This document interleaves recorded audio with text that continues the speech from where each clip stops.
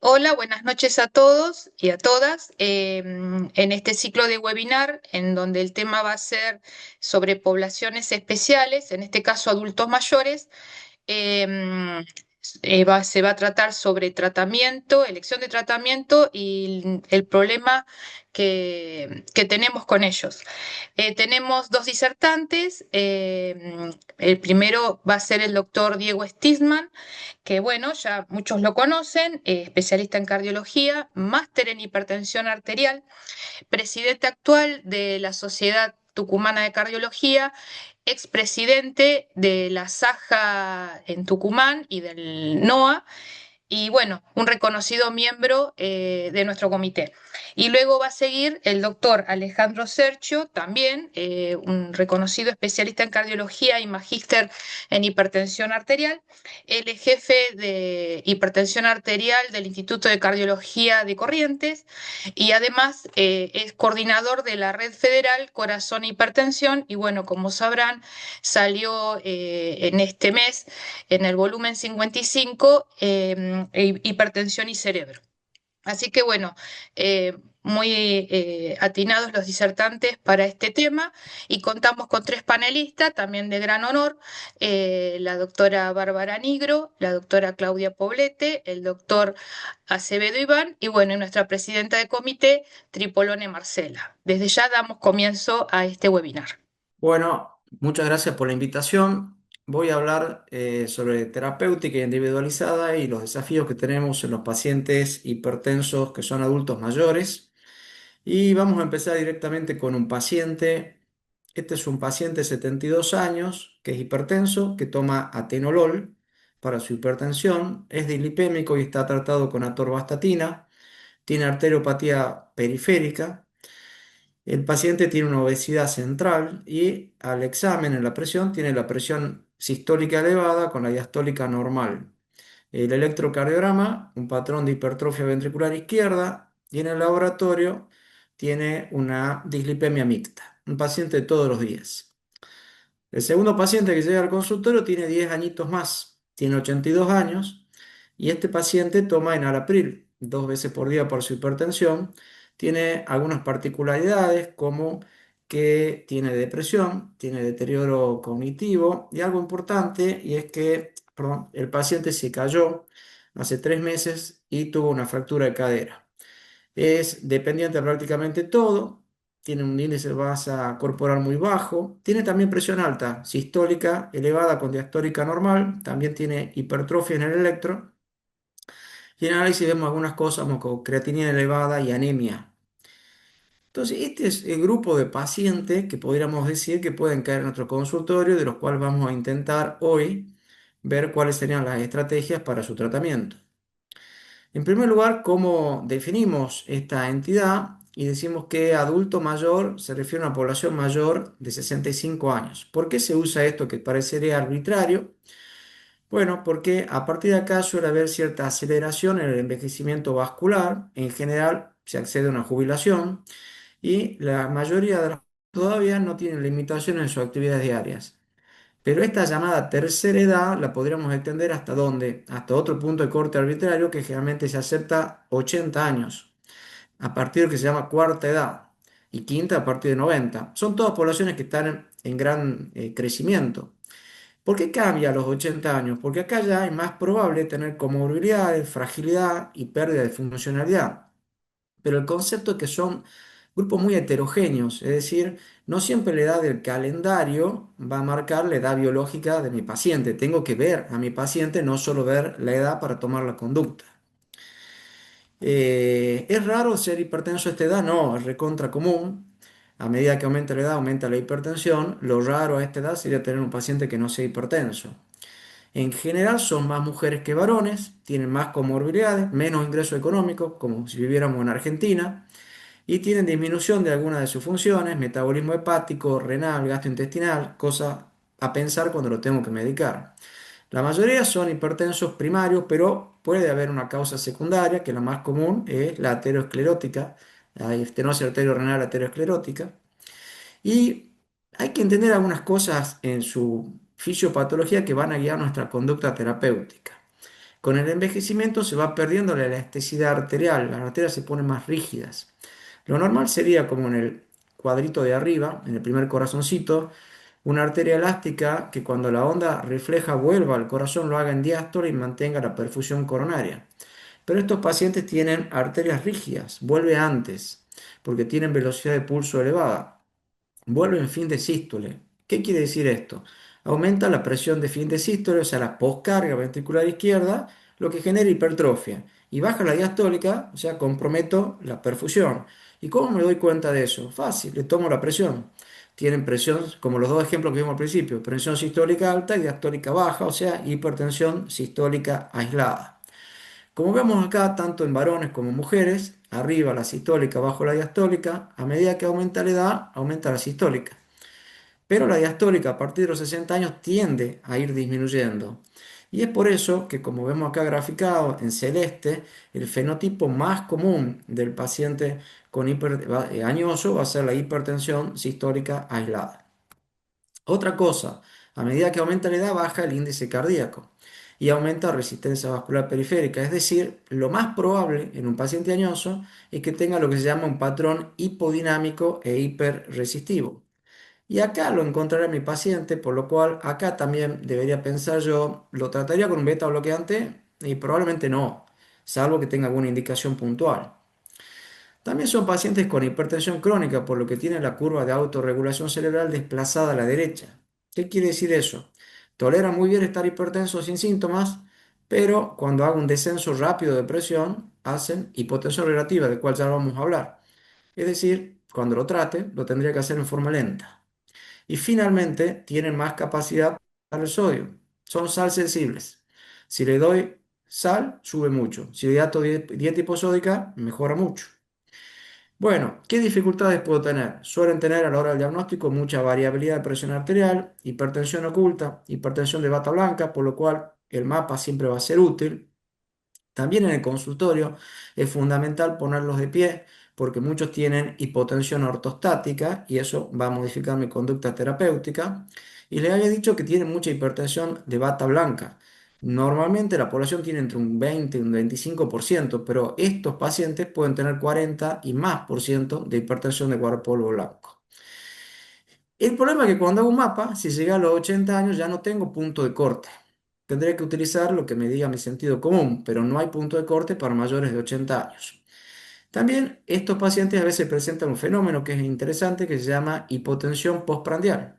Es decir, hacen una caída de presión luego de un alimento, generalmente después del almuerzo, más de 20 la sistólica dentro de las 2 horas, y eso tiene importancia si es un predictor de mortalidad en nuestro paciente. Y tiene importancia en la práctica si les doy un tip. Si el paciente atiende en adultos mayores a la siesta, cuidado, porque los pueden estar agarrando en el postprandial y los valores que están tomando son más bajos que lo que tiene en el resto del día. Y es una causa de hipertensión oculta en estos pacientes. Bueno, sabemos que en la estratificación de riesgo solamente la edad, el deterioro cognitivo, que no voy a hablar porque va a hablar Alejandro, pero solamente la edad ya es un factor de riesgo. Entonces, cuando lo quiera poner en una tabla, son todos de alto riesgo. Es rarísimo que sea bajo riesgo, son todos de alto riesgo sin necesidad de ponerlo en ninguna tabla de estratificación. Y tienen otros modificadores de riesgo que no están en la tabla, pero por ejemplo, el estrés crónico, la depresión, bajo nivel socioeconómico, enfermedades reumatológicas crónicas que aumentan también su riesgo cardiovascular. ¿Cómo lo trato? Tratamiento no farmacológico a todos, saber que responde muy bien a la dieta hiposódica y cuando baje de peso, cuidado con no bajar músculo, porque ahí puedo empeorar el pronóstico. A la hora de darle una medicación, tendré que buscar medicación que tenga vida media larga, una sola vez toma por día, por el deterioro cognitivo, descenso lento y solamente monodrogas en octogenario. En los más jóvenes, probablemente como cualquier paciente, asociación de drogas. Le hablé un poquito de hipotensión relativa.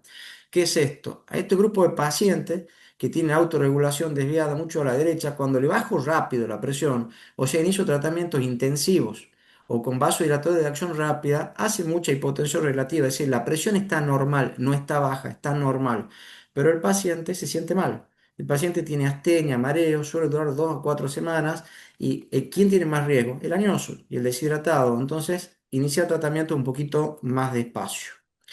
Estos pacientes no tenemos que olvidarnos que tienen polifarmacia. La hipertensión es la causa número uno de polifarmacia. Y esto importa, sí, fíjense que mientras más pastillitas tome por día, más riesgo de mortalidad y más riesgo de caída.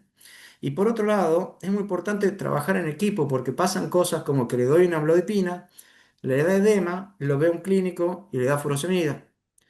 Le doy un beta bloqueante, le da depresión, le dan un antidepresivo. Es decir, tratar de ordenar un poquito la terapéutica, que es mucha. Bueno, la mayor parte de los pacientes necesitan dos o más drogas y hasta los 80 años, salvo que sea frágil, el tratamiento es igual que para cualquier paciente. Es decir, empezamos con dos drogas en una asociación fija y si no controla, con tres drogas en una asociación fija. ¿Qué drogas utilizamos? Un IECA, un ARA2 combinado con un antagonista cálcico o una tiacida o las tres juntas. Y los beta bloqueantes, como le dije, no los usamos. Salvo que tengan una indicación puntual, no bajan bien la presión arterial central, no caen bien, suelen tener patrón hipodinámico, no es una buena idea, salvo que tengan una indicación puntual, por ejemplo, cardiopatía isquémica. Las drogas como la esteacida y los antagonistas clásicos se han mostrado con gran evidencia en este grupo de pacientes y una en el estudio CISER, que fue nitrodipina, disminuyó demencia. Esto no fue reproducido luego, pero es algo que uno podría considerar como interesante en este grupo de pacientes. ¿Hasta dónde le bajamos la presión? Y bueno, acá el problema es la curva en J, es decir, bajo la presión, bajo eventos, bajo la presión, bajo eventos, pero si altero la perfusión, subo los eventos. Y esa curva en J es más pronunciada a medida que aumenta la edad, o sea que a medida que aumenta la edad son más vulnerables. El rango en el cual me puedo mover para no dejarlo hipertenso y no dejar la hipoperfusión se me va a ir acortando a medida que aumenta la edad de mi paciente. Hay estudios, este solo le muestro uno, que es el estudio STEP, que se hizo en pacientes entre 65 y 79 años, que preguntaba si yo podía utilizar un punto objetivo de presión arterial más duro, bajar más la presión, y si eso disminuye eventos. Dio que sí, que disminuye eventos, pero yo acá les dejo algunas reflexiones. Siempre que vean un estudio, miren qué paciente es y si se parece al paciente que tienen al frente. Por ejemplo, si bien era entre 65 y 80 años, la edad media fue 66. O sea, se parece más a los jovencitos de este grupo que a los viejitos de este grupo. Había pocos diabéticos, se los seguía mucho, tenían un índice de masa corporal de 25, es población asiática, no se parece mucho al paciente que yo atiendo en mi consultorio. Y se lo seguía muy estrictamente, fíjense, con un monitoreo domiciliario con teletransmisión por celular semanalmente, o sea, había mucha seguridad. Entonces, este estudio sí tuvo un montón de criterios de exclusión, que muchas veces los pacientes tienen estos criterios en la vida cotidiana. Bajó mucho la presión, bajó a 126 la sistólica, lo cual está excelente. ¿Cómo lo hizo? Dando más droga. Entonces, la pregunta que nos tenemos que hacer ante un paciente, ¿le daría otro comprimido? Porque es la única forma de bajar más la presión. ¿Disminuyó eventos? Sí, disminuyó eventos. ¿Aumentó hipotensión? Aumentó hipotensión.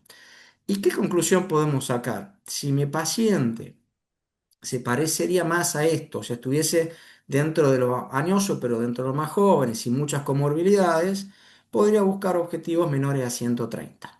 ¿Qué es lo que dice el consenso? Es decir, primer objetivo menos de 140-90.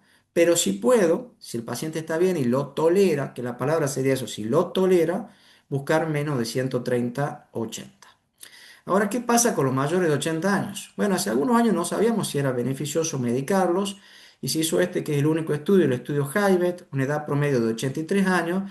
A un grupo lo medicaron y al otro grupo no lo medicaron. Pero fíjense que el objetivo de presión arterial fue 150, no 140, 150. O sea, lo medicamos, le bajamos la presión, pero no tanto. Dio recontra favorable el estudio, bajó la presión arterial, bajó la tasa de eventos, stroke, insuficiencia cardíaca, muerte, por lo cual las conclusiones son que a los mayores de 80 hay que medicarlo y que no había curva en J. Pero cuidado, de vuelta, el estudio tiene una población muy saludable, quizá más saludable de la que yo tengo al frente en mi consultorio. ¿Por qué? Porque esto algo va a hablar Alejandro, pero en dos palabras. ¿Es lo mismo decir que mi paciente añoso tiene contención familiar, actividad física, tiene vida social, o decir que tiene depresión, trastorno de marcha severo, desnutrición, deterioro cognitivo? No es lo mismo. Y acá aparece el concepto de anciano frágil. Y hay cosas que en el consultorio no preguntamos. ¿Se acuerdan del paciente que se cayó? Fíjese que las caídas en pacientes de mayores de 70 años fueron el principal factor de muerte, más que el colesterol, la diabetes, la presión, la caída. Entonces siempre tengo que tener cuidado qué paciente, qué tan frágil es el que tengo al frente.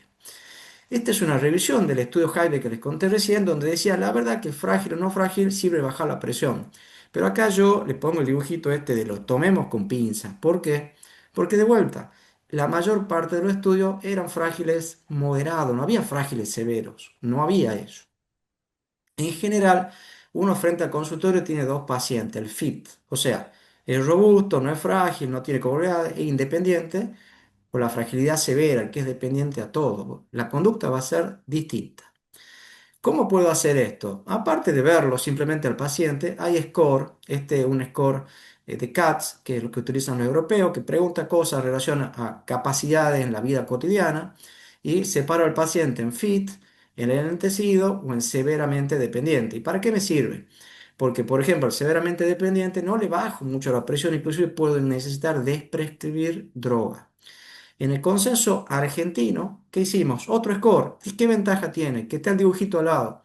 Entonces es fácil ubicar al paciente viendo el dibujito y ver qué tan frágil es. Pero la conducta es lo mismo. Para valorar a estos pacientes, necesito valorar si son frágiles o si no son frágiles. Y en mayores de 80 años, como le dije, a diferencia de los más jóvenes, en general empezamos con monodrogas. ¿Y a cuánto le bajo la presión? Depende de la fragilidad. Si el paciente tiene una fragilidad intermedia, se lo bajo como el Highbet a 150. Pero si el paciente está muy bien, puede ir a 140, puede ir más abajo si un paciente es recontra fit. Lo contrario, si el paciente es muy dependiente, puedo inclusive desprescribir droga de acuerdo a mi impresión clínica.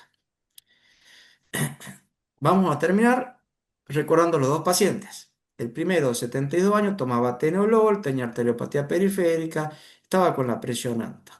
Bueno, ese paciente obviamente es dislipémico. ¿Y qué hacemos con él? ¿Creemos que el atenolol es una buena opción? No. ¿Necesitará una droga o dos drogas? Dos drogas, una asociación fija. Un IECA o Varadol con antagonista cálcico tiacídico para empezar. ¿A cuánto le bajo la presión? No es frágil.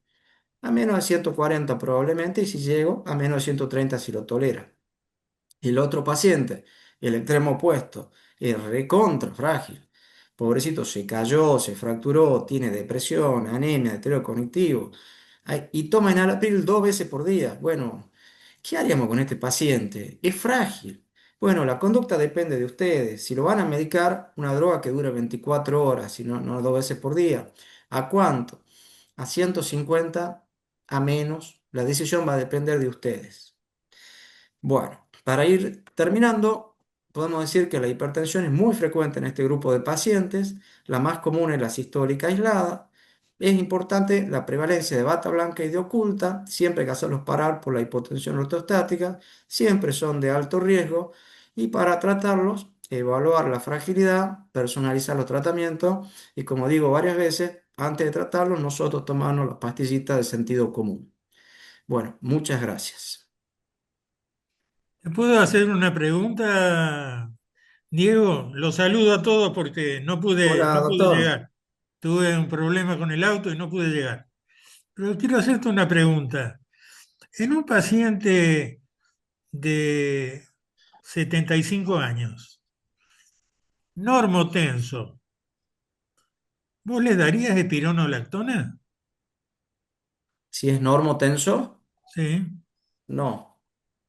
Pero usted capaz que sí, porque usted me hace una pregunta tramposa, así que por ahí No es puede pregunta contestarla usted tramposa, y lo que nos pasa es que abreviamos un poco de webinar. hoy la espironolactona, diríamos, es una moda muy importante desde el punto de vista fisiopatológico prácticamente en todos los hipertensos, sobre todo si tienen, diríamos, fenómenos de fragilidad como tiene un paciente grande, ¿no? O sea, pero vos no lo usarías, o sea, no hay trabajos que lo demuestren. Salvo que usted lo haya leído hoy, creo que no. No, en general hay algo que me enseñó usted, doctor, que utilizamos las drogas que han demostrado que salva vidas. O sea, las de primera línea, IE, caradón, antagonista cálcico, tiacídico, esa es la que utilizamos primero. y después podemos utilizar las otras pensando en la fisiopatología. La espironolactona es una droga que nos tienta y que sí la utilizamos en la práctica, no es resistente y sí la utilizamos a veces en la práctica, pero en normotenso le diría que yo no la utilizaría.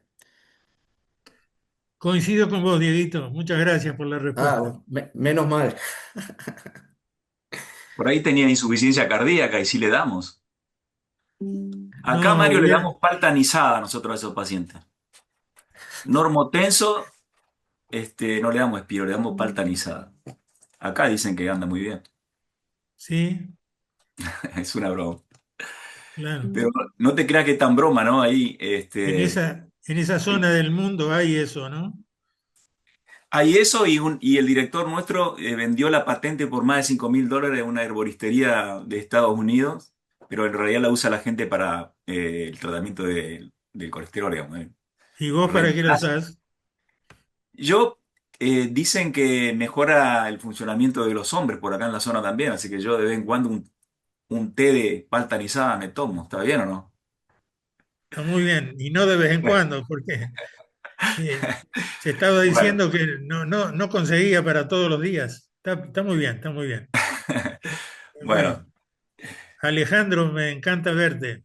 Perdón por Igualmente, haber llegado dejando un poquito tarde. la broma, excelente la charla de Diego, aprendimos un poco todos. Siempre, siempre. Me toca a mí. Te toca a vos. Sí, ¿arrancamos? Sí. Bueno, Está muteada, Silvina.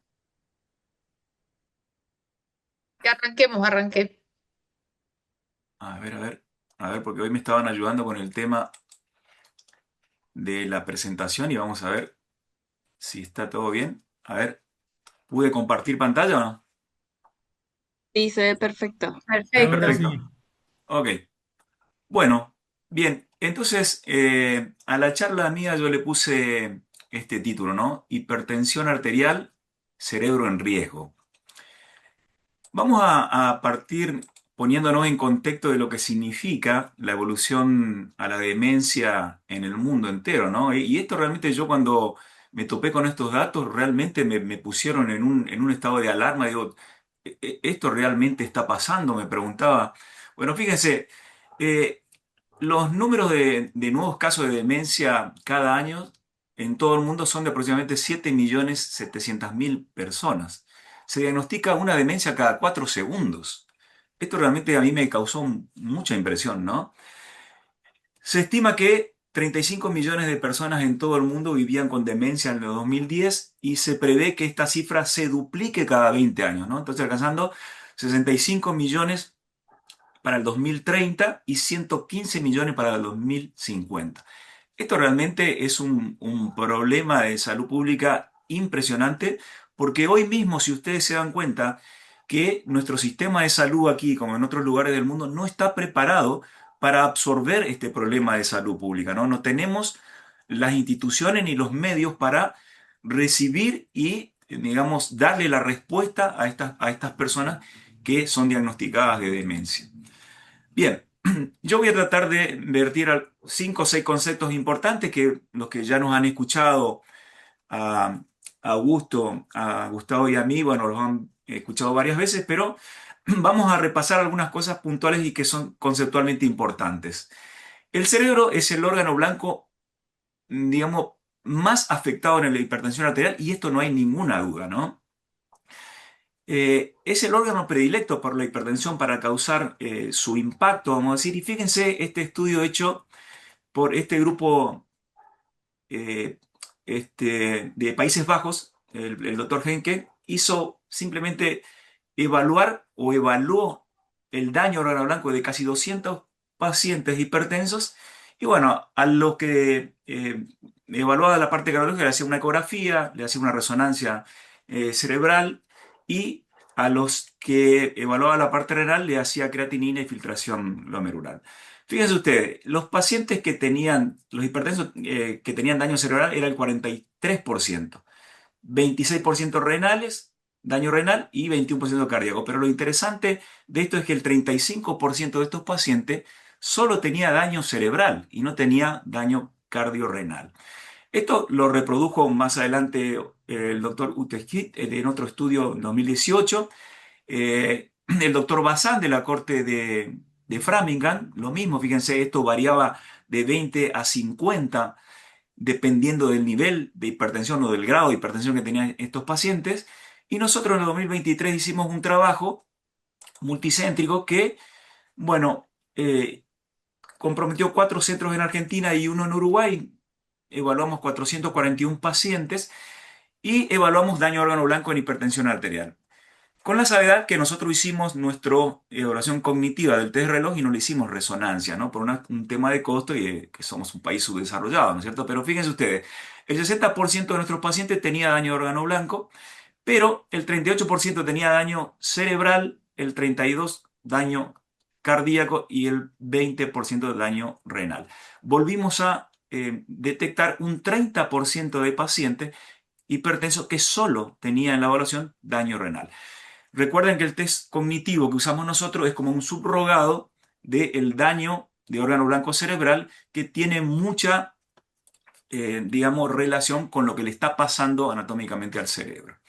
El segundo concepto es que el daño vascular cerebral mediado por la hipertensión tiene que ver con la microvasculatura. Ustedes saben bien que el daño microvascular provoca todo este tipo de lesiones que ustedes conocen muy bien, lesiones de sustancia blanca, leucoariosis, infartos lacunares, microhemorragias, y conforme esta lesión aumenta la carga de lesión de la sustancia blanca, va a haber una expresión fenotípica que va a ser, bueno, ustedes saben, vascular pura, o sea, un accidente cerebral o un TIA, va a deteriorar cognitivamente el paciente hasta inclusive la demencia, o tardíamente algún grado de depresión vascular que también se suele ver en estos casos. Fíjense aquí abajo, hay algo que en la nueva guía que hemos presentado ahora está bien claro y para que ustedes lo aprendan a individualizar bien cuando se topen con imágenes como estas.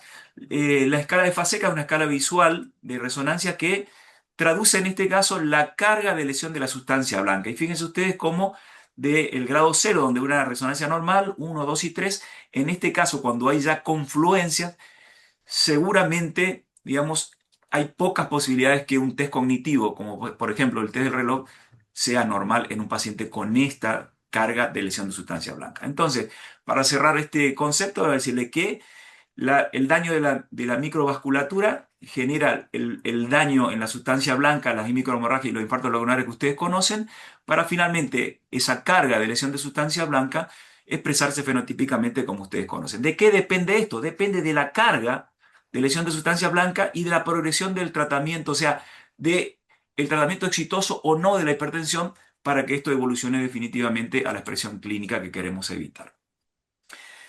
Y esto que les voy a mostrar ahora cambia o cambió radicalmente la forma de entender la demencia como la pensábamos desde el mismo Alzheimer o la demencia vascular que ustedes conocen. Ustedes saben que la demencia más común es la de tipo Alzheimer y la demencia vascular no la tienen que esperar tanto nuestros pacientes hipertensos. O sea, nuestros pacientes hipertensos van a hacer demencia de tipo Alzheimer, digamos, abrumadoramente más frecuente que la de tipo vascular.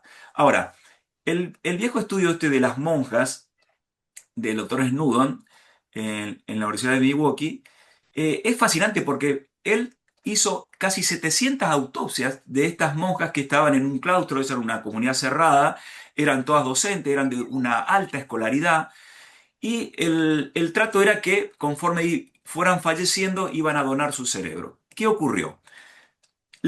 Todas las monjas tenían en la anatomía patológica daño, digamos, fisiopatológico de tipo Alzheimer, ¿no? O sea, tenían la expresión neurodegenerativa, los ovillos miofibrilares. Pero no todas tenían la expresión clínica. Sin embargo, las que tenían el componente vascular, o sea, las que tenían daño vascular, eran las que habían expresado clínicamente deterioro cognitivo avanzado, inclusive demencia. Años después, fíjense ustedes, este otro estudio de 405 autopsias también evalúa lo mismo. Fíjense acá. En las barras azules, cada uno de estos es un paciente, ¿no? En las barras azules es, digamos, la carga del componente neurodegenerativo que está en todas las instancias, ¿no? En una carga alta, 90%.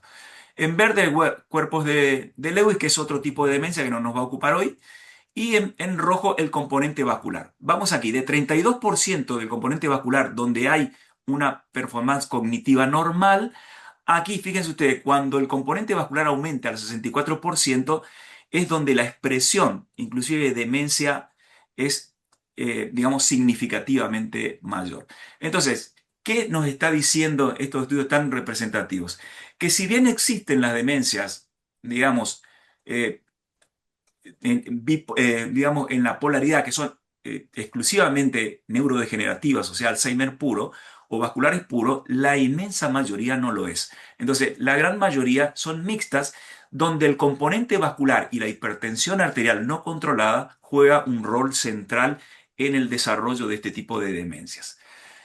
El tercer concepto es que, bueno, que la hipertensión es reconocida ya como la principal causa o el principal factor de riesgo modificable pasible de, digamos, precipitar, desarrollar o desarrollar demencia. Y esto, fíjense ustedes, ha sido plasmado en un montón de sociedades como la Sociedad Americana de Cardiología, pero yo les voy a mencionar la última, que es la más nueva, la Comisión Lancet en su informe del año 2024, donde reconoce 14 factores de riesgo que, bueno, son reconocidos de desarrollar o de, eh, digamos, jugar un rol preponderante en el desarrollo de demencia de este tipo de personas. Y acá hay muchos factores importantes que lo podemos mencionar después, pero la hipertensión destaca en la edad media justamente como uno de los principales. Y fíjense ustedes aquí qué ha estado pasando con digamos, los papers que relacionan a la hipertensión con la demencia. Del 2000 casi eran muy poquitos, pero usted pone hoy en PubMed hipertensión y demencia en inglés, se va a encontrar con una abrumadora cantidad de papers que relacionan a la hipertensión con el desarrollo de demencia, no solamente vascular, como le dije, sino de tipo Alzheimer. O sea que esto está hoy muy claro en la literatura mundial y aquí hemos contribuido nosotros con varios estudios también. El cuarto concepto importante, que lo sabemos todos los que hacemos hipertensión arterial, es que la hipertensión nunca está sola. O sea, generalmente, hoy decía Diego, la mayoría de nuestros pacientes añosos o de la tercera edad, mucho más de la cuarta de edad, generalmente tienen otros factores de riesgo asociados. Pero fíjense qué pasa a ustedes cuando la hipertensión está sola o cuando la hipertensión acumula o se asocian eh, o se agregan factores de riesgo. Conforme se agregan factores de riesgo, la posibilidad de desarrollar demencia aumenta significativamente. Y en el estudio de ELITE, que muchos de ustedes conocen, fíjense ustedes, más de 4.600 pacientes, fíjense ustedes, solo el hecho de tener hipertensión versus no tenerla, bueno, casi más del doble de la posibilidad de desarrollar demencia. Pero si vamos avanzando en los grupos etarios y conforme vamos agregando factores de riesgo, ustedes pueden ver también cómo la posibilidad de desarrollar deterioro cognitivo y demencia aumenta también significativamente. Esta es una enfermedad que hay que decir que mayoritariamente la demencia se diagnostica en promedio a los 72 años, pero comienza 20 años antes. Y ese es el punto que yo quiero destacar acá. El paciente de la edad media, 50 años, cuando se vuelve hipertenso, cuando acumula factores de riesgo, es la gran oportunidad que tenemos nosotros de actuar decididamente para cambiar la historia de ese cerebro.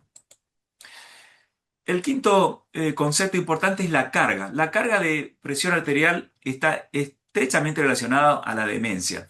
Fíjense, acá yo les presento dos estudios. Uno, el estudio de la salud y la jubilación, y otro estudio inglés bueno, el estudio de envejecimiento inglés, ¿no? El ELSA. Miren la cantidad de pacientes, 9.000 pacientes en uno, casi 7.000, casi 8.000 en el otro, seguimiento de 8 años, el promedio de edad más o menos lo mismo, 65, 62 años. La carga de hipertensión arterial se evaluaba de la siguiente manera. Un promedio de las dos últimas visitas, se promediaban las presiones de las dos últimas visitas y, bueno, el área bajo la curva de ese valor representaba la carga de hipertensión arterial.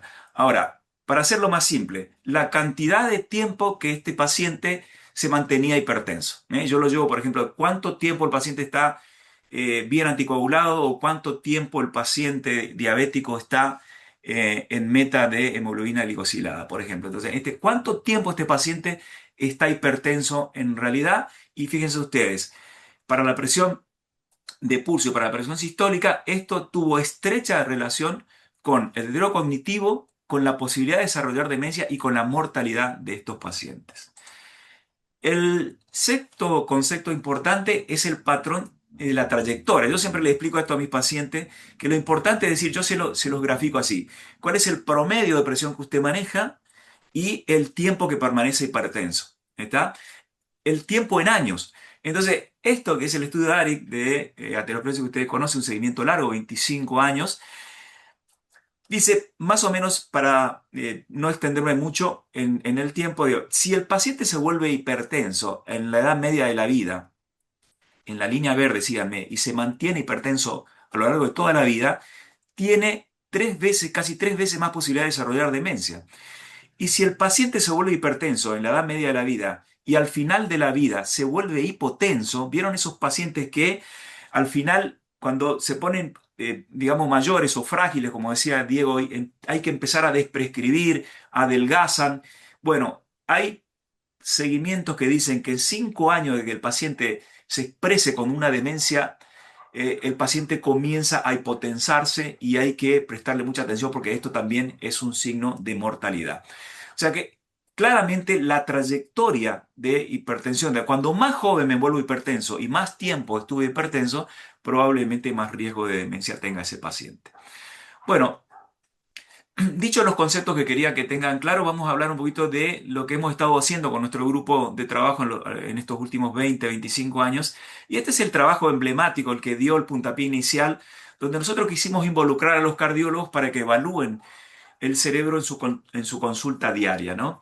Entonces, el estudio corazón-cerebro, que incluyó 1.281 pacientes, lo que detectó en pacientes hipertensos, a todos los hipertensos, les hacíamos después de los 18 años un test cognitivo. En este momento usábamos una batería de 5 test que resultó muy engorroso y muy largo para convencerlo al cardiólogo que lo haga en la consulta diaria por el tiempo que demandaba. Entonces, en este tiempo, nosotros encontramos en este estudio encontramos un 36% de hipertensos que tenían una disfunción ejecutiva que se va a expresar por esta parte del test del reloj donde usted le piden que coloque en el círculo preformado ya los números del reloj en orden y en posición correcta, y esto está expresando la disfunción ejecutiva, que son las funciones cerebrales superiores.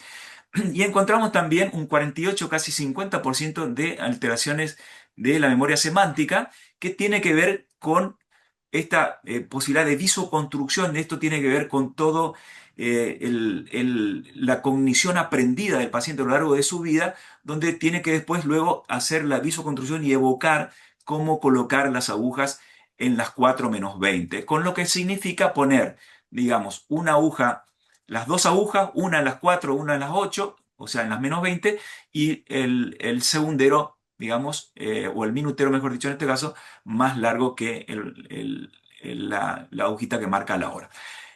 Esto realmente es lo que hacemos a diario nosotros, pero también quiero decirle que el test de reloj no es un capricho. O sea, de todos los test que hacíamos, por ejemplo, el Mini Mental Test, que es un test mucho más divulgado y conocido, es un test que evalúa la cognición global, no evalúa específicamente las funciones superiores o el deterioro cognitivo del paciente hipertenso que, bueno, justamente altera un dominio específico que es evaluado mucho más sensiblemente con el test de reloj. Y nosotros lo hemos demostrado en este estudio. Les recuerdo que el test de reloj lo han usado, por ejemplo, en los veteranos de Vietnam han usado el test de reloj. No es un capricho, es un test que está probado y nosotros lo hemos puesto acá comparándolo con otros test. Y fíjense lo que pasó cuando lo comparamos en este estudio de 1.400 pacientes con justamente el Mini Mental Test. En línea roja, el test del reloj identificaba mucho más el deterioro cognitivo que el test del reloj, donde con el Mini Mental, perdón, con el Mini Mental Test permanecía el paciente, digamos, con número superior al 24, que es un test normal, el mini mental test normal, y nosotros podíamos detectar un 30% de anomalías en el test del reloj que estaba viendo lo que el mini mental test no veía. O sea que nos mostró que no solamente es un test rápido, sencillo, fácil de hacer, sino que es mucho más sensible y específico que el test de reloj para evaluar el dominio que nosotros queremos ver, digamos que son las funciones cerebrales superiores, esa integridad que tiene que haber la corteza prefrontal con los núcleos de la base, que vamos a ver qué es lo que se daña específicamente más frecuentemente en nuestros pacientes hipertensos. Fíjense cómo el test reloj y el mini mental test se equiparan en los finales de la vida,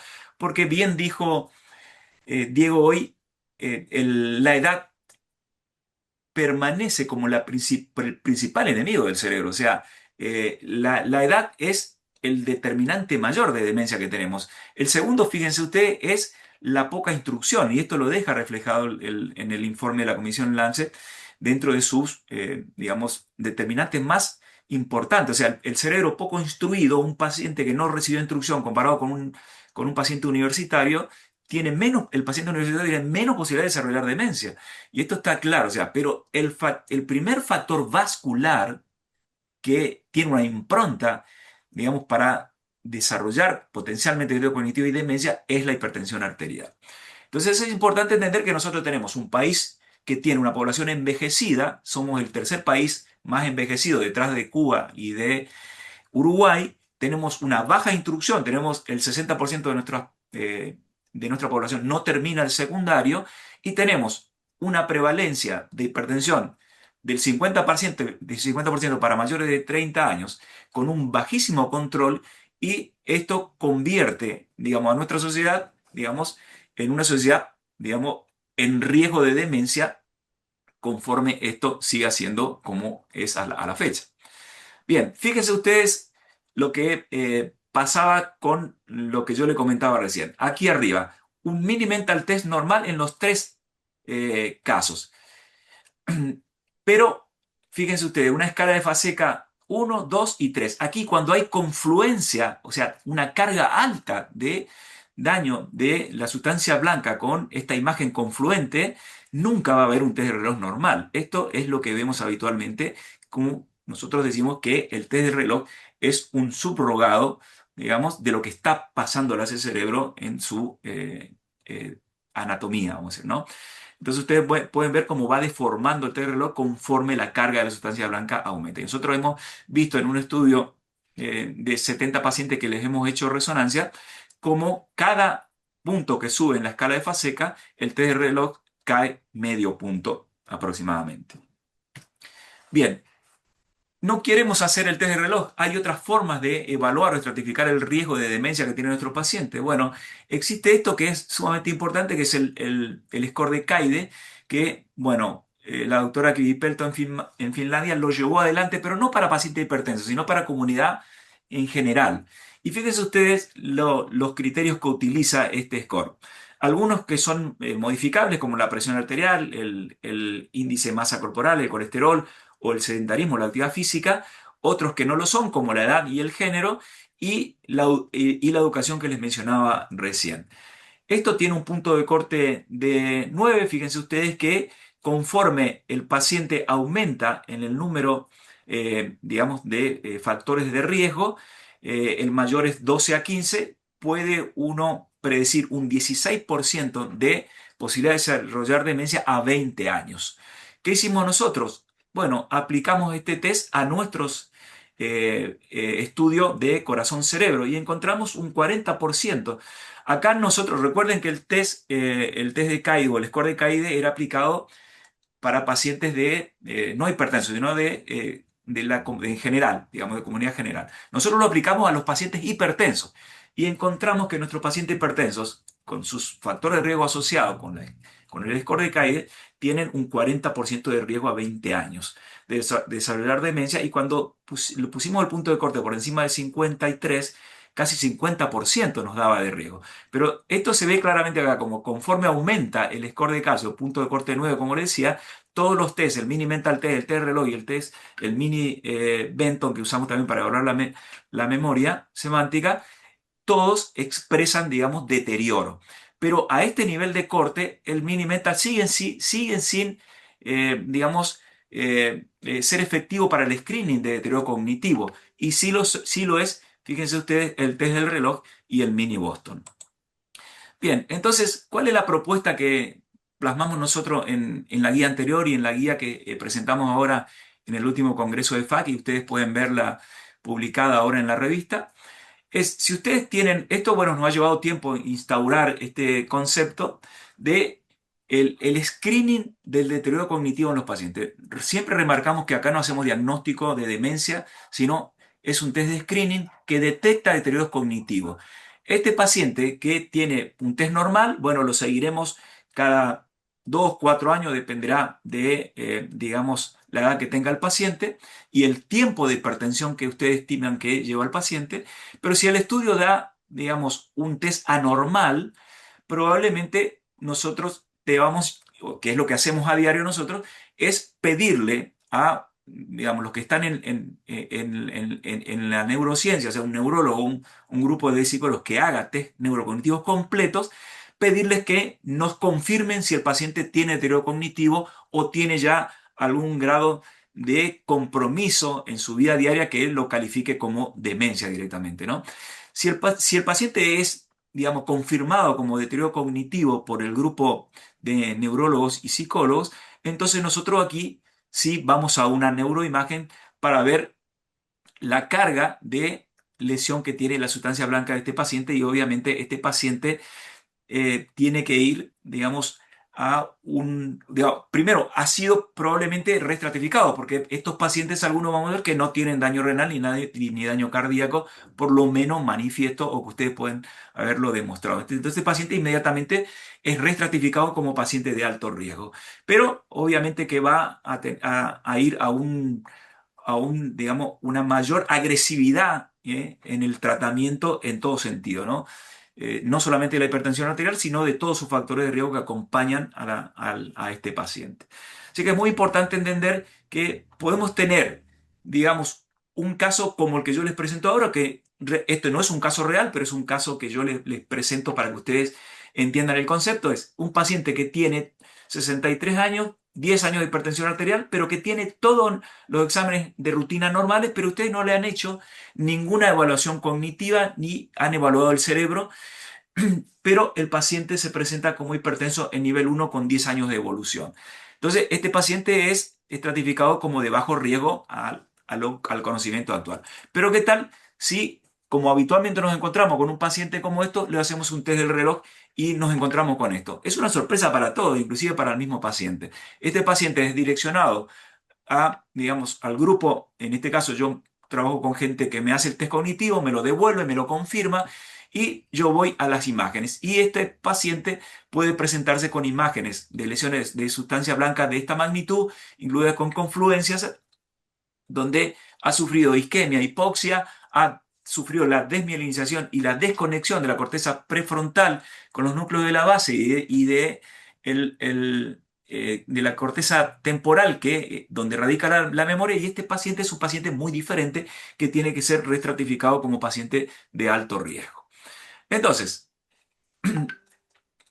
¿qué hacemos con el paciente? ¿Hay evidencias? Bueno, antes nosotros teníamos que pararnos hace 10 años atrás, 15, un poco más, con pocas evidencias con respecto a cómo intervenir sobre estos pacientes desde el punto de vista farmacológico. Pero el tratamiento antihipertensivo reduce el riesgo de demencia y esto ya hoy a la fecha no hay duda. Podemos discutir la magnitud, podemos discutir algunos de estos estudios que ustedes ven acá, que no fueron diseñados específicamente para evaluar deterioro cognitivo, pero sí hay un montón de estudios observacionales que muestran que el tratamiento eficaz de la hipertensión arterial puede reducir el deterioro cognitivo en un 38% y la demencia entre el 30 y el 50%. Hoy se mencionó el CISBEUR. El CISBEUR tiene un subestudio que luego evaluó, digamos, de manera un poquito más exhaustiva el impacto sobre el deterioro cognitivo, ese 50% que era un poquito, digamos, cuestionado, pero realmente tiene impacto el CISBEUR en reducción de demencia en pacientes que eran históricos aislados en aquel momento. El PROGRESS, fíjense ustedes, deterioro cognitivo 19%, el HOP un 41%, el SPRINT-MIND con la rama de, digamos, mayor intensidad de tratamiento demostró un 19% de disminución de deterioro cognitivo y un 15% de deterioro cognitivo más demencia. Existen 4 o 5 metaanálisis muy buenos que también marcan este grado de entre más o menos un 15% de deterioro, digamos, de reducción del riesgo de demencia cuando el paciente es intervenido farmacológicamente. Bueno, para ir terminando, yo les voy a mostrar algunos estudios que hace el tratamiento antihipertensivo, digamos, sobre la función cognitiva. Y básicamente este estudio de Obicesan del NAN-Stress, fíjense ustedes, vamos un poquito más rápido, los pacientes no tratados hipertensos o tratados insuficientemente controlados comparados con los normotensos o los tratados y controlados, cómo estos pacientes desarrollan mucho más deterioro cognitivo. Y en estos estudios que hemos estado haciendo a lo largo de todos estos años, yo le menciono nuevamente que en todos hemos observado lo mismo. Los pacientes tratados y controlados tienen menos deterioro cognitivo que los pacientes no están tratados o no están controlados. También tenemos que dejar claro que el tratamiento antihipertensivo reduce la carga y la progresión de la lesión de la sustancia blanca. O sea, también tiene, digamos, la posibilidad de prevenir daño, el daño de la sustancia blanca y consecuentemente el deterioro cognitivo. Y acá hay muchos estudios que yo no me voy a tener, pero todos han confluido en lo mismo. Disminuyen el grado de lesión de sustancia blanca. Yo les voy a mostrar algunos de ellos nomás. El Cascade, este es un estudio muy interesante que utilizó resonancia, 20 años de seguimiento, pero fíjense acá, cuando se comparó hipertensos con normotensos, los hipertensos tenían más daño de sustancia blanca. Cuando se compararon los pacientes tratados contra, digamos, los controlados contra los no controlados, los pacientes pobremente controlados tenían el doble de grado de lesión de sustancia blanca. Y esto pasó también en el estudio Rotterdam, también resonancia, seguimiento a 2 años, 665 pacientes, lo mismo. Los pacientes que están insuficientemente tratados o no están tratados tienen más daño de sustancia blanca que estos pacientes, que los pacientes controlados. Lo mismo en el Progress, en el subestudio Progress, fíjense ustedes, 200 pacientes también con resonancia, el tratamiento activo tenía mucho menos lesión o carga de lesión de sustancia blanca que los pacientes que estaban en tratamiento antihipertensivo. Y en el seguimiento a 36 meses, esto era, digamos, fíjense ustedes, significativamente mayor para el grupo placebo, el deterioro, la carga de lesión de sustancia blanca. El SPRINT mostró lo mismo y mostró también la persistencia del mejor flujo cerebral para los pacientes que están tratados y están, digamos, tratados en la rama más agresiva, digamos, ¿no? Y bueno, esto que se llama anisotropía fraccional es como se mide la desmielinización de los axones, que es lo que realmente hace esta hipoxia, este insulto isquémico hipóxico que genera la hipertensión arterial sobre las estructuras cerebrales y que a la postre va a generar esta desconexión que les hablaba yo hoy de la corteza prefrontal con los núcleos de la base. Y esto también muy interesante, fíjense, este estudio que el tratamiento antihipertensivo reduce también la carga de la lesión de sustancia blanca que le digo, pero fíjense ustedes, un estudio interesante guiado por MAPA, cómo ve cuando el paciente está más intensamente tratado, o sea, por debajo de 130, le va mejor que a los pacientes que están tratados, digamos, de manera estándar. Y si esto se sostiene en el tiempo, digamos, el beneficio es mucho mayor todavía. Su estudio del SPRINT mostró algo muy interesante a la hora de seleccionar los fármacos para, digamos, favorecer esta prevención de deterioro cognitivo y demencia, y tiene que ver con el tipo de droga que vamos a usar. Las drogas que estimulan el sistema de angiotensina, por ejemplo, los ARA2, los bloqueantes cálcico-dihidropiridínicos y los diuréticos, que dejan liberado la angiotensina, van a estimular los receptores AT4, AT2 y la angiotensina 7, los receptores más. Se asume que estos receptores tienen un efecto protector y van a estar estimulados cuando nosotros utilizamos este tipo de droga. Ahora, cuando usamos beta bloqueantes, usamos inhibidores de la enzima de conversión, esto no ocurre y aquí en el estudio digamos, se demostró un 24% menos de deterioro cognitivo y demencia cuando se utilizaba este tipo de drogas. No es el único estudio, hay metaanálisis que muestran lo mismo a favor de este tipo de, digamos, droga que estimulan el sistema de angiotensina o dejan liberar la angiotensina y bloquean el receptor AT1, y esto lo estamos haciendo muy bien porque en la Argentina es la droga de primera línea para los argentinos por lo menos. Pero fíjense, en este otro estudio, estudio Prediva, muestra lo mismo, o sea, los que han utilizado ARA2 o bloqueantes cálcicos y iodopiridínicos tienen hasta un 41% menos posibilidad de desarrollar demencia cuando están tratados en el tiempo comparado con los IECA o los beta bloqueantes. Bueno, para ir terminando entonces, ¿qué, digamos, repercusión ha causado toda esta evidencia en las guías? Y nosotros, con el grupo de la Red Corazón Cerebro, hemos ya desde el año 2007 en adelante hemos tratado de ir, digamos, concientizando, tratando de que el cardiólogo visualice al cerebro del hipertenso como un órgano en riesgo, pero que pase a la acción y pase a la posibilidad de evaluarlo y ver qué está pasando en esta esfera, porque como dije antes, el cerebro es el órgano más dañado en el hipertenso, casi en un 30 o 35% de los casos.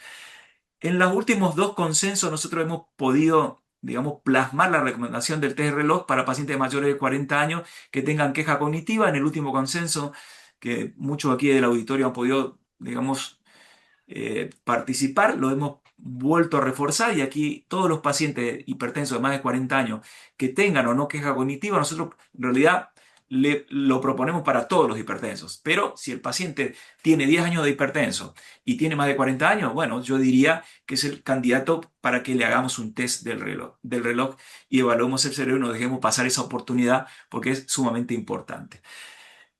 También esto ha tenido eco en las otras guías. Ustedes saben, todas las guías europeas y la americana también recomiendan la evaluación cognitiva. Y la última guía LAS, digamos que ha hecho como una especie de comunión con lo que nosotros proponemos en el consenso argentino. Y esto lleva una recomendación 2B, nivel de evidencia B. Bien, entonces para terminar la charla, yo les voy a leer textuales lo que nos dice un referente mundial en este tema también y en prevención cardiovascular. No son los psiquiatras ni los neurólogos los primeros en reconocer los síntomas neuropsiquiátricos vasculares, sino los clínicos y los cardiólogos. Esto quiere decir que este paciente no va directamente al neurólogo o al psiquiatra, porque si el familiar lo lleva con un estado ya de avanzado de demencia, ya no hay mucho para hacer, digamos, ¿no? Pero este paciente les consulta a ustedes y somos nosotros, el clínico o el cardiólogo, lo que vamos a detectar, digamos,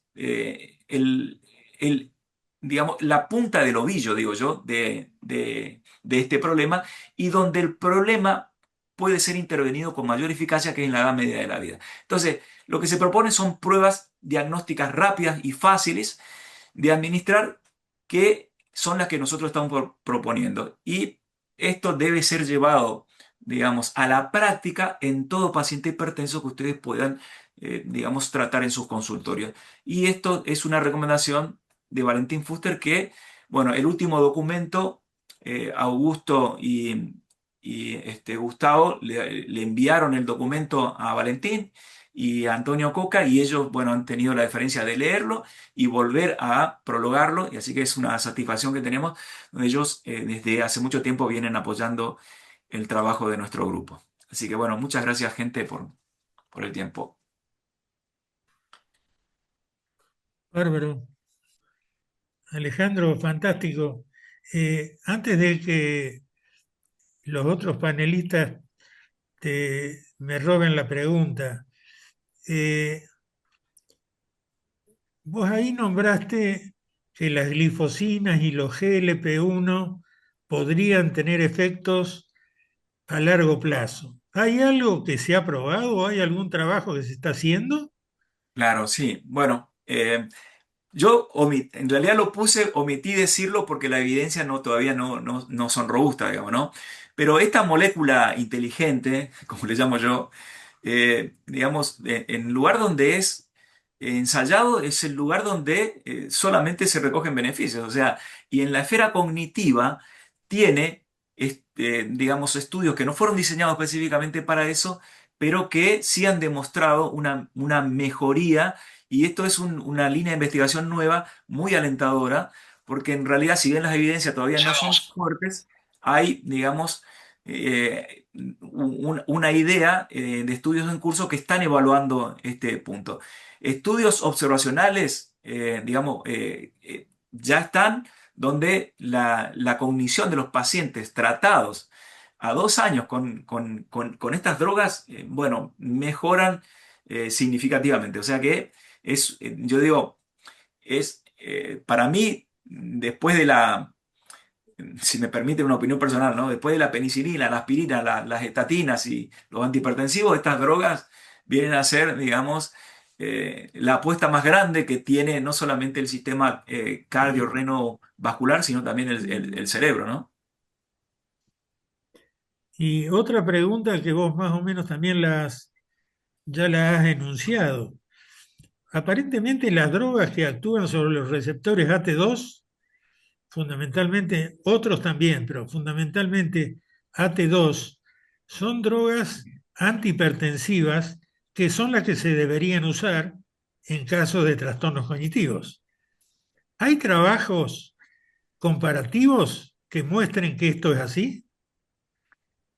Bueno, yo ahí mencionaba el subestudio del Sprint Mind y mencionaba el de Priva, que son los estudios que nosotros cuando nos hacen esta pregunta los mostramos, pero también hay un montón de metaanálisis que han hecho la observación comparativa de las drogas y todos confluyen en lo mismo, digamos. En realidad, estas drogas eh, se muestran superiores a los beta bloqueantes tradicionales, por lo menos, de los de primera generación, a los IECA, digamos, con esta explicación que yo argumenté ahí, o sea, liberar el sistema de dejar la angiotensina A2 libre para estimular receptor AT2, AT4, parece ser la explicación de por qué este efecto neuroprotector de estas drogas, ¿no? Yo a la fecha digo, las evidencias no son tan robustas porque no hay un estudio que haya sido específicamente hecho para eso, pero sí parece ser que toda la evidencia que tenemos confluye en este punto y yo particularmente, bueno, cuando tengo un test de reloj anormal, que es un estudio que también está en curso, que lo quiero mencionar ahora, el paciente cuando uno le dice, mire, usted tiene un test, tiene un probable deterioro cognitivo, lo tenemos que confirmar, esto es el daño silente que hace la presión sobre el cerebro. eh, Hay posibilidades de que en el futuro usted pueda desarrollar una demencia, pero también podemos hacer mucho para evitarlo.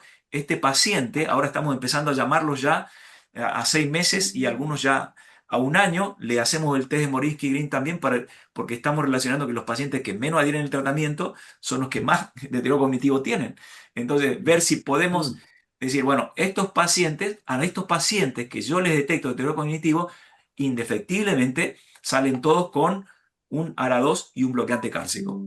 Esto lo hago de regla y esto es de práctica diaria y sé que nuestro grupo lo hace y lo promueve, digamos, ¿no?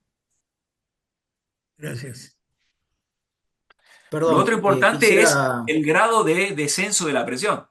Estos pacientes tienen que ser, digamos, estrictamente, digamos, impulsado a una beta más exigente de depresión. O sea, tenemos que buscar ese 130, 80, un poquito menos, siempre dependiendo, como dijo Diego, de el estado de fragilidad o no que tenga el paciente, claro, ¿no?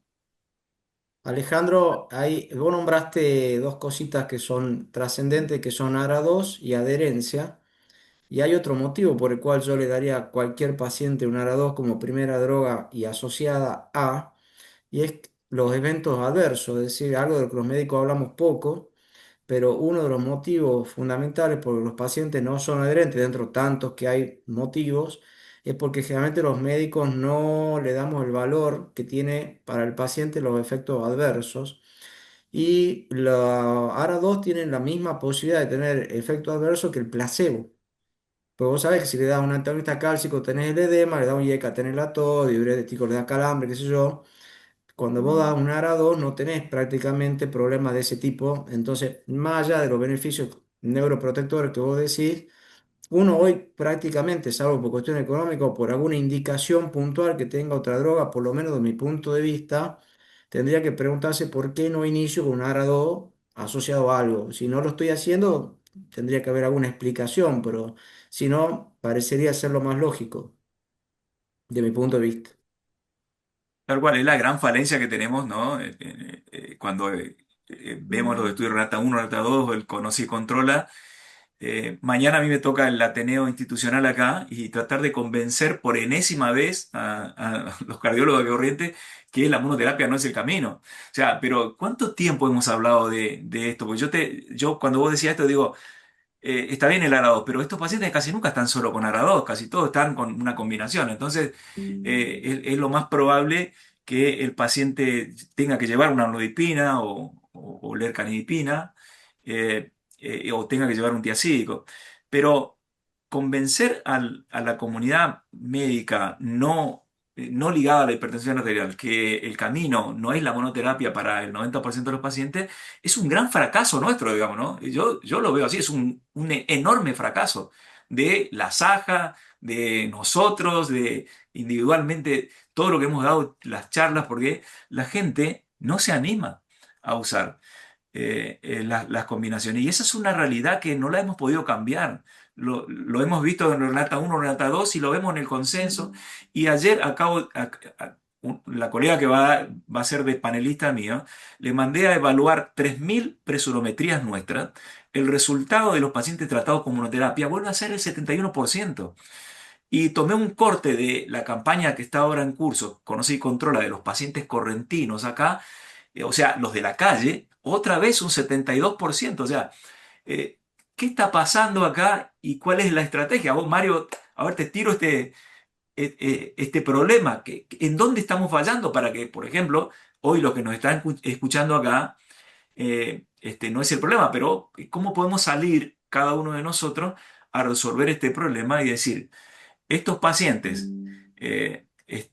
tienen que ser evaluados cognitivamente, estos pacientes tienen que llevar combinaciones, estos pacientes tienen que estar en meta y estos pacientes, me animo a decirlo también, el- estos pacientes de los que estamos hablando, el que tiene deterioro cognitivo, debería llevar una estatina también, porque si bien las evidencias no son muchas, hay casi 100.000 historias clínicas evaluadas, digamos, donde los pacientes tenían o no tenían rosuvastatina y la posibilidad de desarrollar demencia era abrumadoramente mayor para los que no tenían estatina.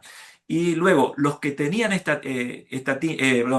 un LDL menos de 70, comparado con los que tenían un LDL de 130 o más, era significativamente mayor la cantidad de demencia. Se diagnostica una demencia cada 4 segundos. O sea, ¿qué está pasando?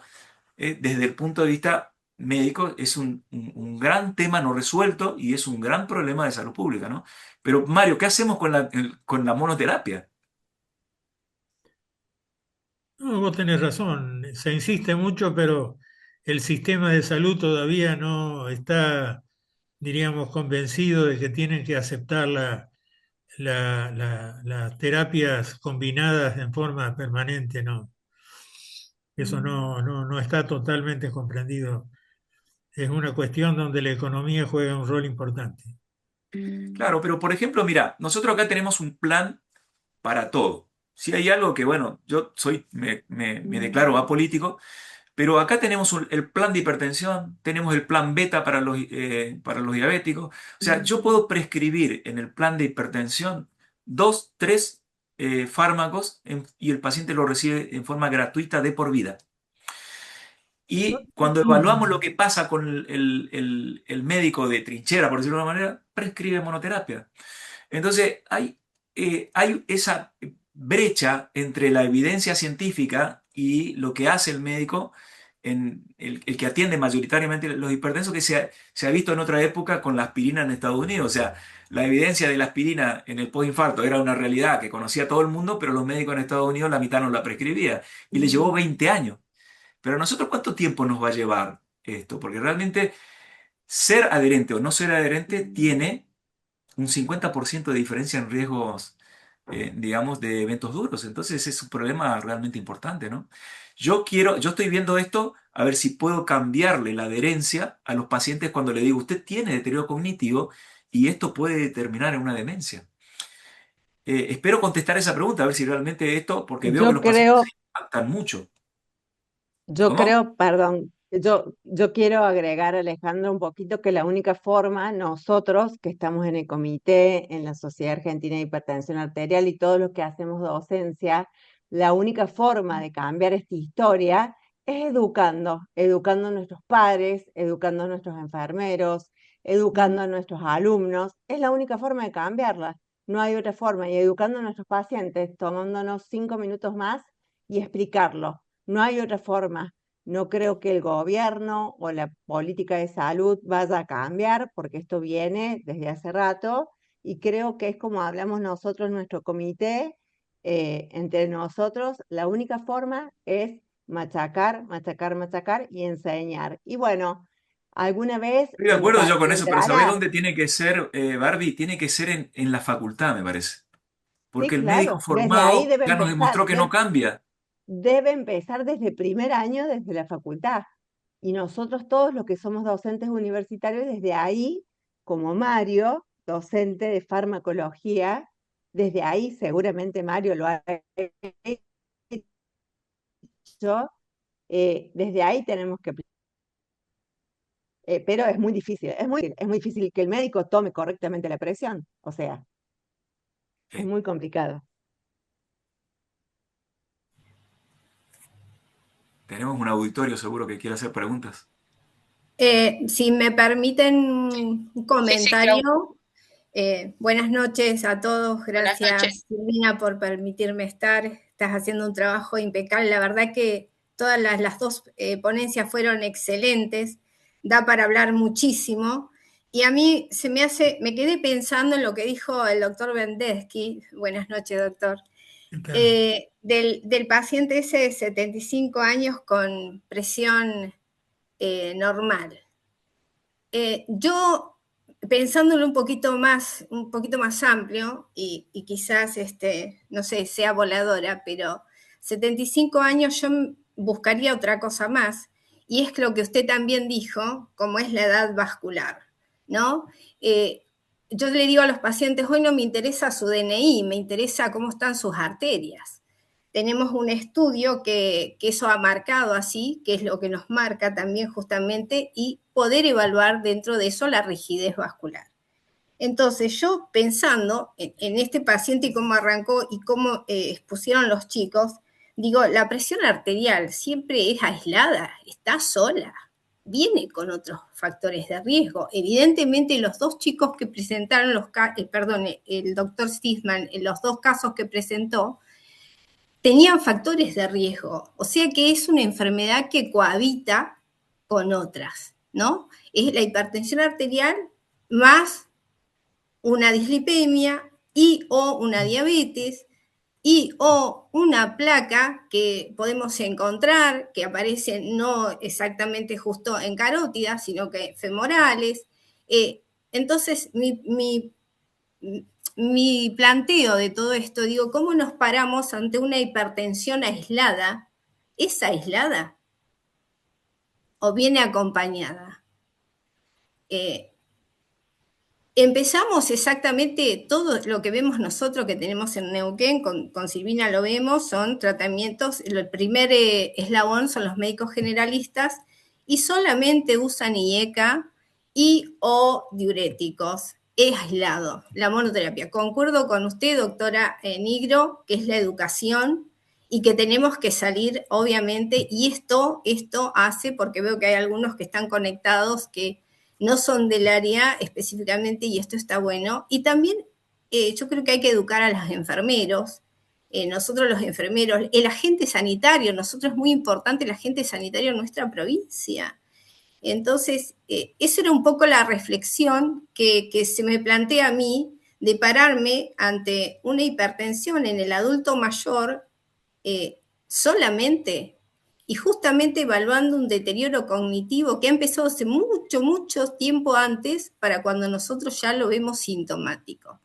No sé, eso es un poco lo que a mí me generó todo esto y la verdad que lo felicito y da para más, un tema súper importante y de todos los días en los pacientes que nosotros vemos. Así que la verdad que felicitaciones y orgullosa de ser parte de este comité, ¿no?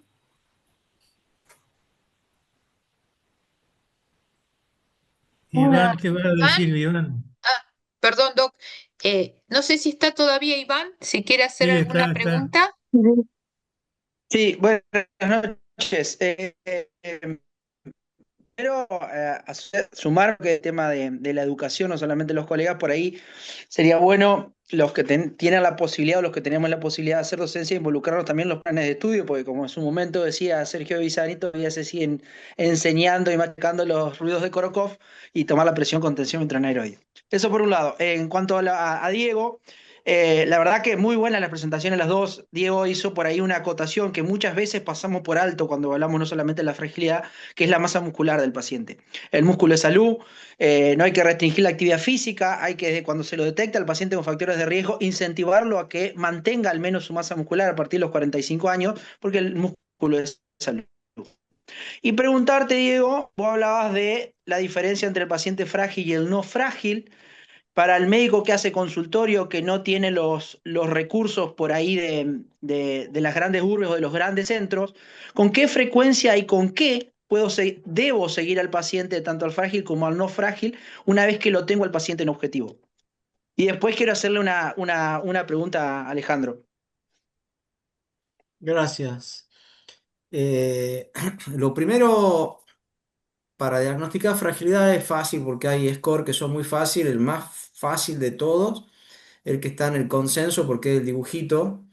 O sea que el médico lo ve al dibujito, lo ve al paciente y lo ubica rápido. Pero hay cosas más fáciles.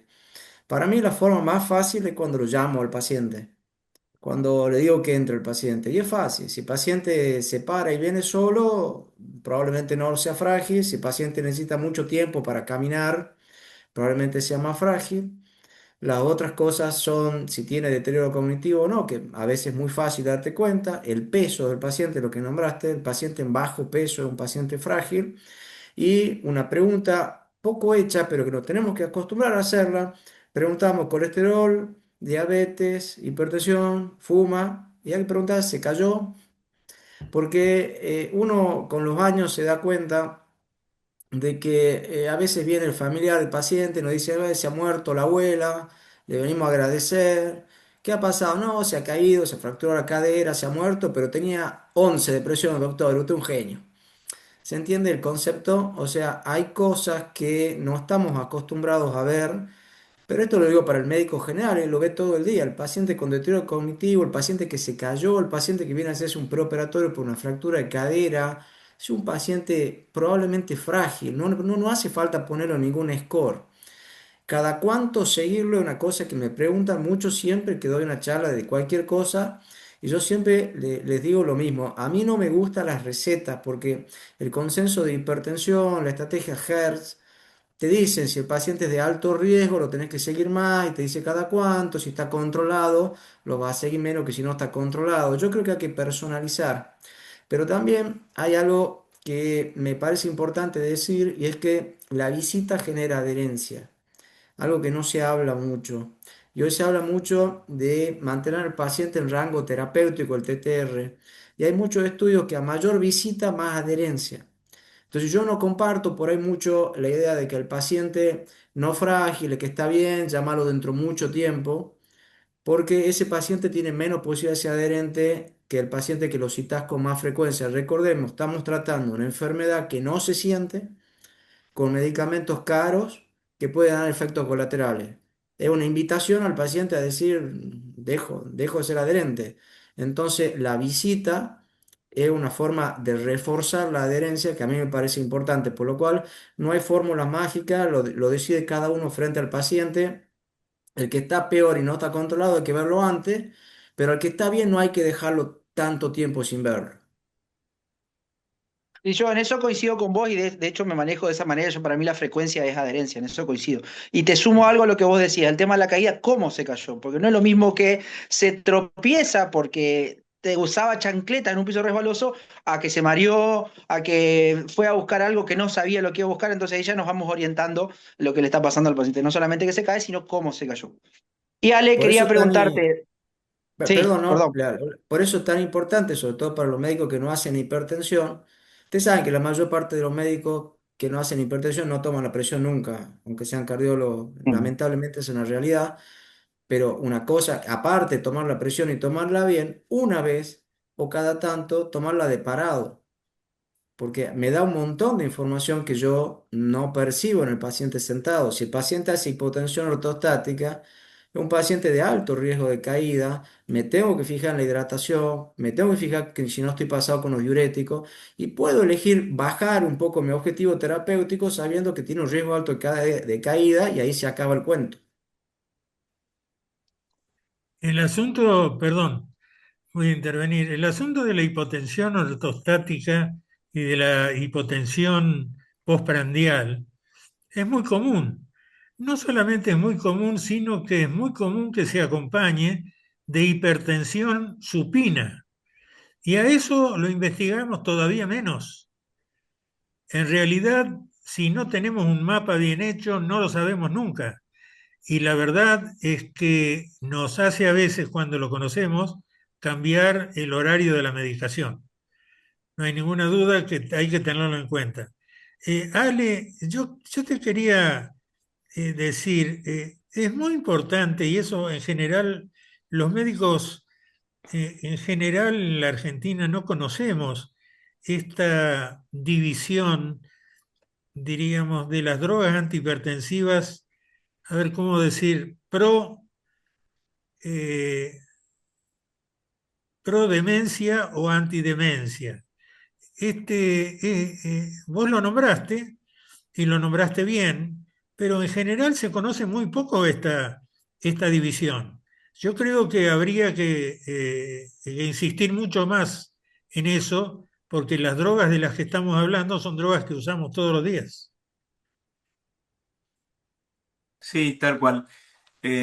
Acá en estos minutitos se dijeron un montón de cosas sumamente importantes, ¿no? Que para ahí, para los que no tienen tanta práctica de consultorio, que yo no sé, no conozco el auditorio completo, eh, lo que decís, Mario, es verdad, ¿no?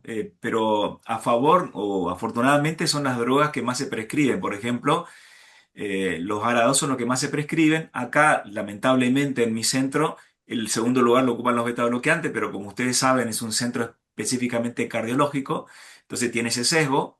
Pero los bloqueantes cálcicos y los tiacídicos, en todos los estudios epidemiológicos argentinos son subutilizados. Entonces, quizás sean las drogas que haya que proponer también para este tipo de pacientes que sean utilizadas más asiduamente, ¿no?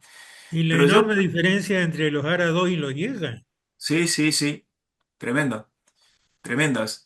porque Cosa unas son que, drogas indicadas y las otras son drogas que no están tan indicadas. claro, pero si te acordás, Mario, vos mejor que yo, seguramente hace unos 30 años atrás, en el Anapril era la droga primaria o principal. Y tenía Absolutamente. que ver con una cuestión de marketing de un laboratorio que todos conocemos y era, bueno, todo el mundo prescribía. Hoy eso cambió, por suerte, vamos a decir, yo lo veo como lo dijo Diego, del punto de vista de la tolerancia, de la posología, de la facilidad de la toma. Entonces, es sumamente importante que para mí los arados sean la droga de primera elección por sobre cualquier otra, ¿no?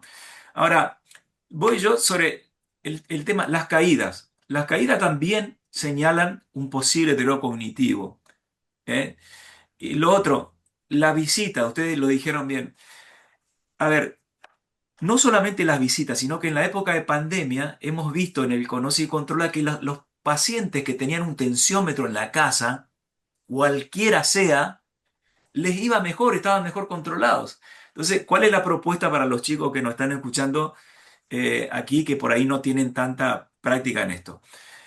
Yo a mis pacientes en el consultorio le digo, usted tiene que venir cada 4 meses a la visita, sí o sí, esté bien o mal. Podemos discutir un mes más, un mes menos. Bueno, usted cada 4 meses. Yo le tengo que hacer una presurometría por año, sí o sí, ¿entiende? Y usted hoy de acá va a salir aprendiendo a tomar la presión con un tensiómetro validado, si su presupuesto le da para tenerlo. Pero usted va a tener un tensiómetro en la casa. Y yo le voy a explicar cómo no caer en la obsesión ni en el descuido. Esto, en un paciente de primera vez, de primera consulta, lleva 40 minutos. Nosotros hemos hecho acá, porque me toca también, no es mi función específica en el instituto, pero estoy como subjefe de consultorio externo, lo que me voy a permitir un término vulgar. Nosotros le hemos medido el tiempo culo-silla a los médicos y hemos visto que el paciente de primera vez y paciente de control, para ellos es lo mismo. Y hemos tenido que Claro. apercibir a gente para decir, bueno, che, esta inercia médica es escandalosa. Vamos a ver, un paciente de primera vez no te puede llevar al mismo tiempo que un paciente que ya lo controlaste o que ya lo venís viendo. Entonces, realmente si queremos hacer bien las cosas, todo esto que no es estrictamente el conocimiento farmacológico, ni de meta, ni de hipertensión, ni de nada, simplemente instruir al paciente, asegurarte de que no falle la visita, que mejora la adherencia, que el paciente tenga un tensiómetro en la casa, parece ser que hace que todo funcione mejor. Vale, yo te quería por ahí hacer una acotación y sobre todo al auditorio, como vos bien dijiste, cuando uno se empieza a interesar por lo que es el cerebro como daño de órgano blanco, como me pasó después de haberte escuchado en muchas oportunidades a vos, y uno empieza a hacer el test del reloj en el consultorio, la verdad que ahí se da cuenta de lo subdiagnosticado que está el cerebro como daño de órgano blanco. Recién ahí uno toma la dimensión de lo subdiagnosticado que está el impacto cerebral de la hipertensión. Por otro lado, te quería hacer una consulta para el médico que está en el interior, que no tiene la posibilidad de tener un equipo multidisciplinario, más allá de lo que vos mencionaste del tratamiento farmacológico, de llegar al objetivo, de controlar los factores de riesgo, ¿qué otra recomendación le podrías dar, sea farmacológica, sea de sociabilización, etcétera, a ese paciente que vos lo tenés con un deterioro cognitivo ya diagnosticado por el test del reloj? ¿Qué otra recomendación le darías extra, digamos, del control de la presión arterial y llegar al objetivo, al médico para darle al paciente?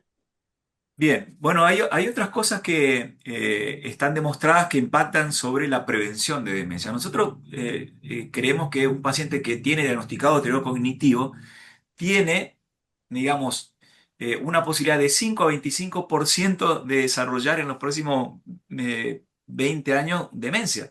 O sea, es algo importante, o sea, lo estamos viendo. De hecho, cuando uno toma los pacientes de 80 años en la Argentina, el 40% tiene demencia. O sea, realmente llegar a esa edad con o sin demencia va a depender de un montón de factores. De hecho, hay 14 identificados. Pero vos me decís, ¿cuál puedo yo recomendarle? Y dentro de los 14 que reconoce la Comisión Lancet, está, por ejemplo, que si tenés el abuelito de deterioro cognitivo y no ve bien, que lo lleven al oftalmólogo y que le operen de la catarata, que vea bien. Si no oye bien, que hagan que escuche bien. Porque esto los termina aislando y el aislamiento social es otro factor de riesgo para demencia. Si el paciente es un abusador de alcohol, ni hablar. Si es un sedentario, la doctora Kiviperto con su estudio de multiintervención vio desde la alimentación y sobre todo de la actividad física aeróbica regular la posibilidad de demorar o prevenir demencia. Ahora, cuando el paciente ya tiene demencia, el ejercicio no sirve para nada. ¿Está? Entonces, pocas cosas sirven para algo ahí ya. Pero cuando tenemos deterioro cognitivo, digamos, más que leve, puede ser que el neurólogo incluya donepezilo, y esto sí tiene evidencia fuerte que demora entonces podemos demorar 5 años. Es decir, usted vivió de los 75 años a los 80 con su abuelito demente, o vivió con su abuelito desde los 75 a los 80 años en plena conexión o interacción familiar. Es importante. Y también no hay que olvidarse que la demencia es la quinta causa de muerte en el mundo, porque la persona demente se alimenta mal, se vuelve sedentario, adelgaza mucho, Ustedes van a ver, las personas, hasta hay que sacarle toda la medicación porque comen un montón pero pierden peso. Es una cosa increíble. El descuido, el olvido de la medicación. O sea, la demencia es realmente un problema grave, grave, para el que hoy todavía no tenemos una respuesta, por lo menos en números, como no los hay tampoco con la hipertensión arterial, ¿no? O sea, concretamente yo diría ver el paciente integral. Ese paciente que está ahí tiene que, y bueno, lo mismo que la instrucción. Si vamos desde el principio, la instrucción, o sea, la escolaridad del niño es sumamente importante.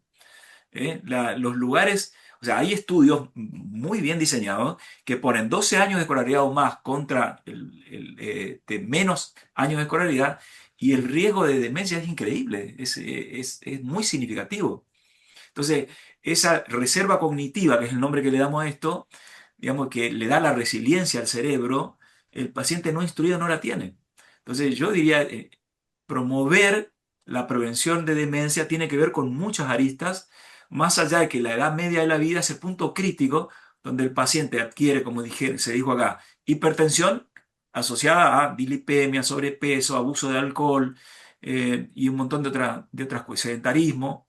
Entonces, todo esto no le hace mal solamente al corazón, sino también al cerebro. Doctora Marcela, ¿querés dar finalizada la reunión? Bueno, bueno, en primer lugar, agradecerle la participación de todos los disertantes, también de toda la gente que se unió hoy, a los panelistas de este encuentro.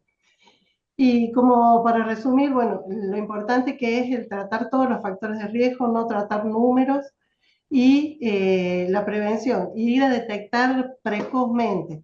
Como bien decía el doctor De Sergio, si el paciente está instruido, si el paciente tuvo controles de su presión, tuvo bien el colesterol, estuvo bien metabólicamente, tiene menos probabilidad de desarrollar demencia en el futuro.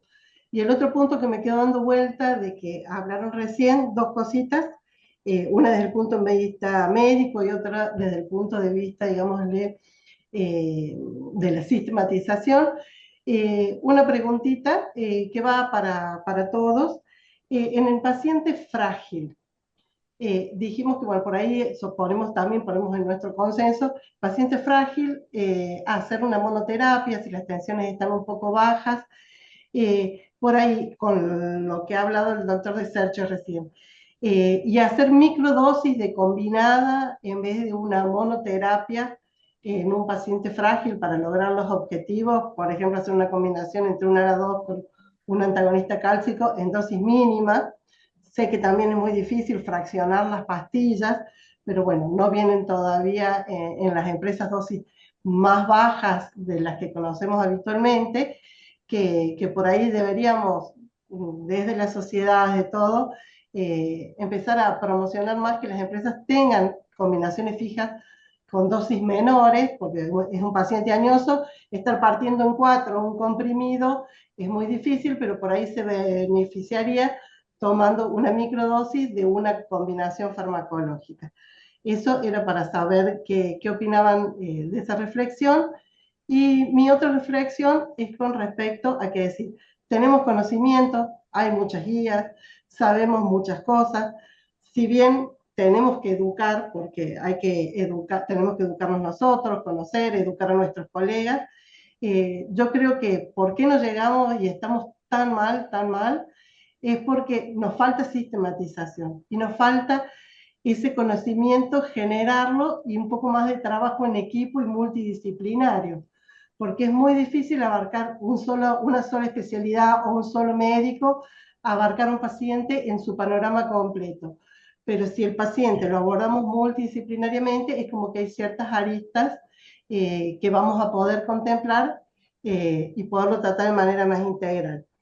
Les comentamos una experiencia que estamos teniendo nosotros ahora. Hemos integrado dentro de la ruta de asistencia a nuestro paciente hipertenso el test del reloj como screening, Todo paciente mayor de 40 años, como bien lo han postulado en los trabajos, se le hace el test del reloj. estamos viendo, no siempre lo hace el médico en su consultorio, pero sí dentro del equipo de salud.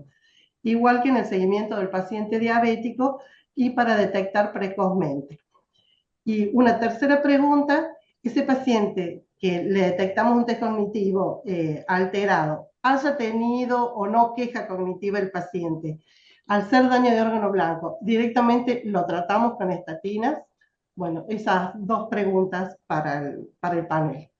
Yo puedo contestar la primera, que es mira, el primer concepto que quería dejar es que es monodroga de inicio, no es que el paciente mayor de 80 tenga que permanecer solo con monodroga. El motivo por el cual lo haces, entre otras cosas, es porque sabemos que hace más hipotensiones relativas y el descenso tiene que ser lento. Una vez que empezaste con monodroga en mayores de 80, independientemente de la fragilidad, vas a ver cuál es tu objetivo tensional y a qué descenso vos llegás.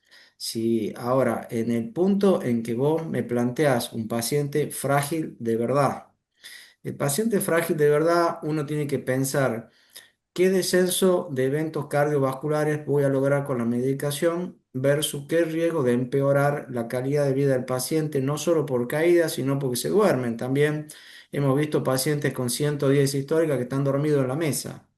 Entonces, ahí vos tenés que encontrar el equilibrio. En general, microdosis, esas cosas no uso. ¿Por qué?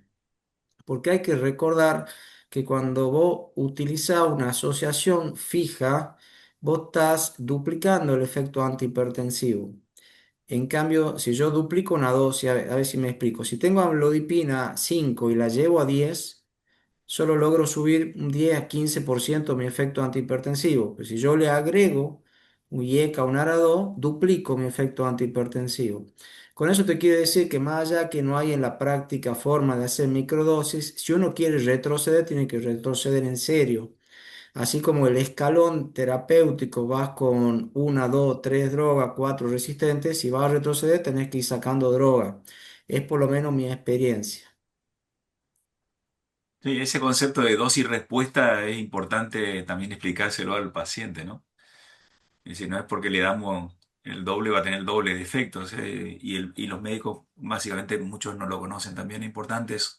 O sea, 8, 10, 15% cuando aumentas la dosis, cuando agregas otra droga o tercera droga, va de 10 Es a mayor la 23% el reducción. promedio de Claro, descenso. claro. Hay un estudio muy interesante a favor de, bueno, por lo que vos decís que yo, cuando hablaba de combinaciones terapéuticas, ya ni me acuerdo, pero era un estudio que era así. Cuatro drogas, a lo mejor Mario, vos te acordás, no me acuerdo ni cómo se llamaba el estudio, pero era un estudio no tan grande, pero usaban cuatro drogas en dosis plenas crecientes y después un solo comprimido con un cuarto de cada una de ellas y era, bueno, significativamente, ahora, tenía un 64%, me acuerdo, de control, las microdosis, vamos a decir, pero puestas en un solo comprimido, que es las dosis Sí, plenas de cada uno de ellos.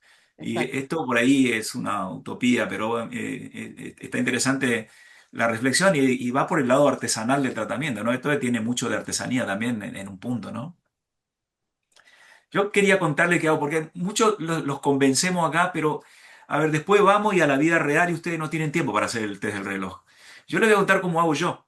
Yo entreno, en este caso, médicos jovencitos que trabajan conmigo o estudiantes de medicina avanzado, que hoy algunos estaban invitados, no sé si se conectaron algunos. Este, y yo los entreno para hacer el test de reloj. Y yo estoy atendiendo acá y en el consultorio de al lado, ellos están esperando que yo vea cuál va a ser el paciente asignado para el test del reloj. Entonces yo, una vez que decido quién va a hacer el test del reloj, que básicamente son todos los hipertensos, como ya vimos cuáles son los criterios que usamos, entonces yo se los paso a ellos hacen el test del reloj es normal, yo voy, me despido del paciente y está todo bien. Y si no, intervenimos pidiéndole la evaluación cognitiva completa y luego yo los recibo en el consultorio con la confirmación o no. Y a partir de ahí todo lo que ustedes escucharon en la charla. O sea, para que ustedes optimicen su tiempo también y realmente el que decida hacer esto, bueno, lo haga porque cuando uno sistematiza todo esto es más fácil.